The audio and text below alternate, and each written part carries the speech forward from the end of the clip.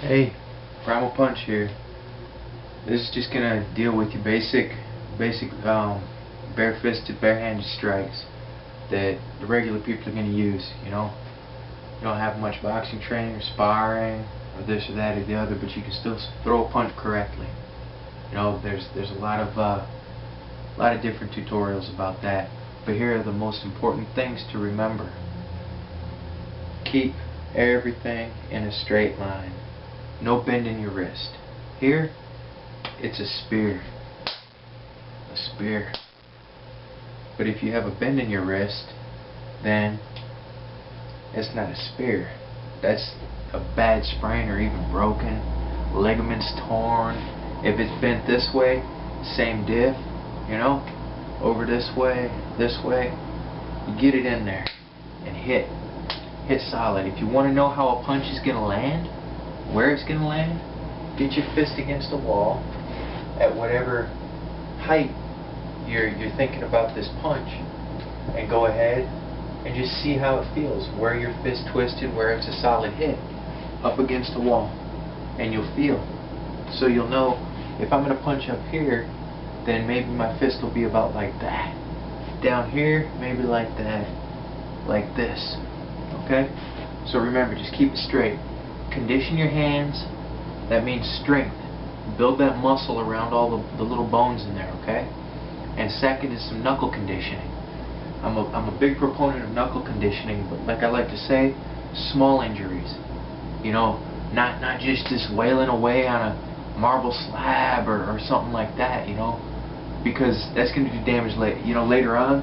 Your hands will be all gnarled up and everything. You won't be able to stroke a trigger, hold a knife, a stick, nothing. So small injuries. I recommend, I used to have, I'm going to make another one. Maybe I'll do a little thing and do it on video. I called it a mini makiwara, It was a little piece of wood. I wrapped it in rope, and I could carry it in my pocket. It was a piece of plywood. And I would just sit there and just easy, just over and over, and it builds up leather and bone. So there it is, conditioning, and keep it straight. Keep it straight. Alright? You want it to be a spear. Whenever you throw a punch, it's a spear. You're just digging right through. Okay? Now, here's something that you can work on when you're shadow boxing. If you're going to be in a fight, I recommend just keep your fist tight. But here, once you get better at it and judging distance and range, keep your hands a little bit loose. And then snap it when you get out at the end, and you'll find that it imparts a little extra impetus to a punch. So the punches that we're going to deal with here, very basic, alright? And I'm going to talk about what I consider little do's and don'ts. If I'm going to use, people you see with the back fist, if you got gloves on or padding, then that's cool. But there's a lot of little bones back here. If you hit skull, you can bust all those up. So what I like to use is sort of a modified hammer blow. You come around, you can throw it from just your regular position. You see? And remember we talked about the catches on a punch? You're going to do this backwards. It's a backwards catch. And boy, man, you can get some real nasty snap into it. Now if you hit around in here, it'll hurt, but you've got heavy bones in your wrist, much heavier than these small bones, okay? So you're better off, I believe. So there's one of them, alright? It's a backwards twist. Turn your hips back and towards the direction you're going, and then your shoulder and your arm snaps out. It's a good one. Of course, everybody knows the straight punches, right? Now, you see them turning it over in boxing, and I guess it adds snap. But when I'm banging, anything up here, neck, head, cheeks, I don't recommend hitting skull, okay? I'm going to tell you that right now if your hands aren't conditioned and hard. You go hard to soft. Aim in here, in at the cheeks, side of the neck is good, throat. But my fist is going to land like that. Just like that. Like this, it doesn't land quite right. It just doesn't. But when you hit in like this, you can feel the difference if you have yourself a little pad for working on everything. So that's your straight punch, alright? And remember, we talked about the catches. Just fling it out. Okay? Let your hip turn forward and put that punch out there. Hip, punch. Now if you want to turn it over, have something to punch so that you can see how it feels, okay? Alright. Dealt with that. Now, a lot of times you're going to be fighting a guy bigger than you. Maybe he's got a longer reach. If you're in a fight and it's going to happen, get inside where he can't really get those haymakers going or use his reach. And one of my favorite tricks, because you can see I'm kind of a short arm guy, is to come down inside. Alright?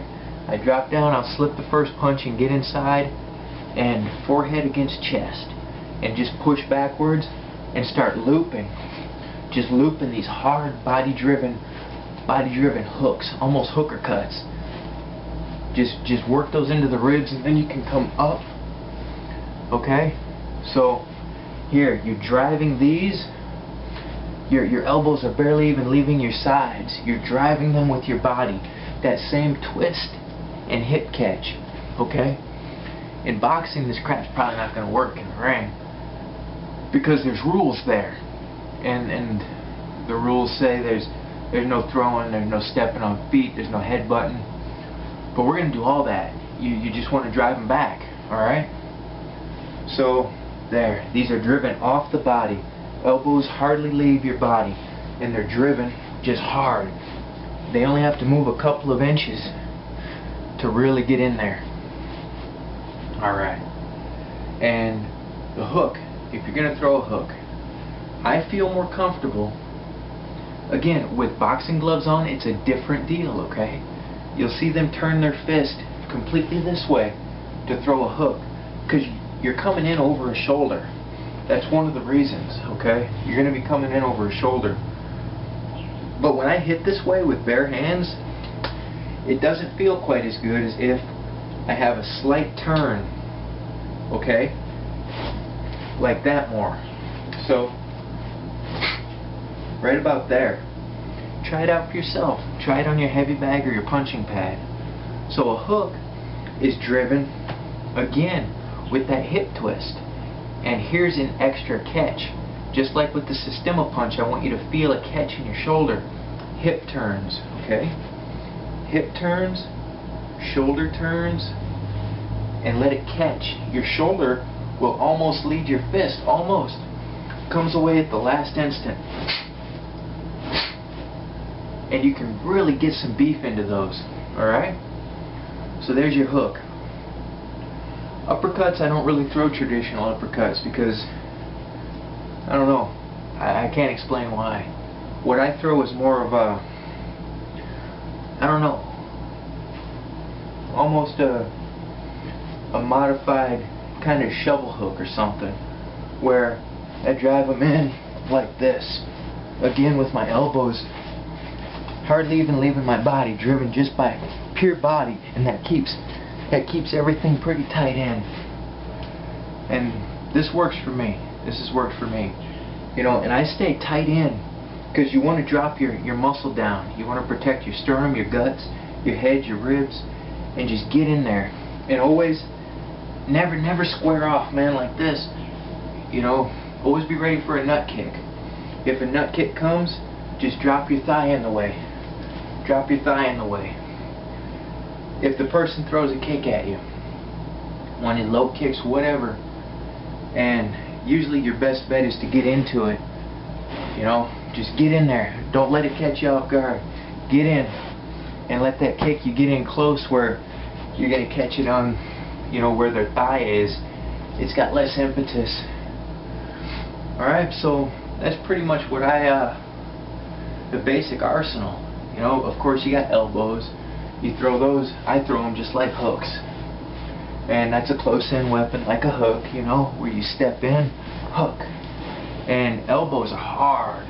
They're like knives, man. You just slash in. It puts all that power of the strike into that little point. And man, it's just devastating. And you can throw them upwards too, but that's a close in. And it's also somebody coming up. Again, throw that backwards catch. Hips, waist, shoulder. Hips, waist, shoulder. And you can get pretty far around too.